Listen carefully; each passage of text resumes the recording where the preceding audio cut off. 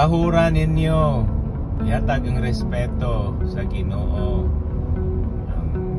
Exodus Kapitulo 20 versikulo 7.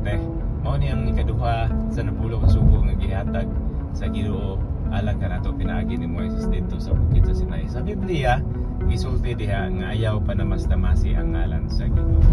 Sa unsa mong pamagiha atong ipanamastamasa ang ngalan sa Ginoo? Unang-una, kung gamito na to ang ngalan sa Ginoo samtang nasuko ta o sa demonyo na kaya nga itong una-una kasing-kasing puno sa kasuko ato lang nasulti ang ngalan sa Ginoo.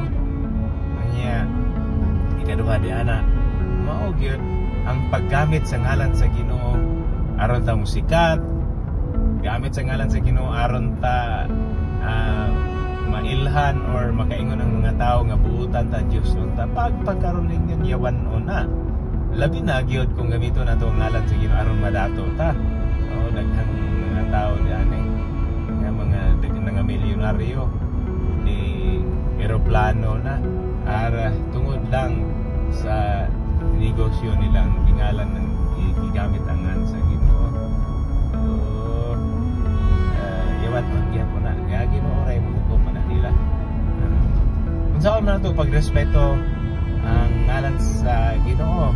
Unang-una mao gyud ang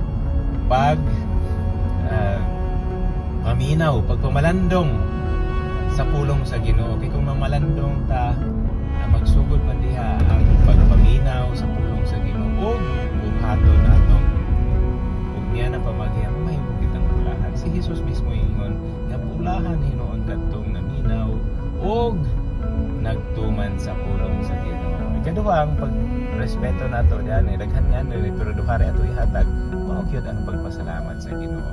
Ang tanan nga mga butang nga atong makita dili makita nga atong napahimuslan gikan gyud ni sa Ginoo tungod sa atong Hesukristo. Ingon bitaw si San Pablo nga ang tanan nga mga butang namugna inaagi kani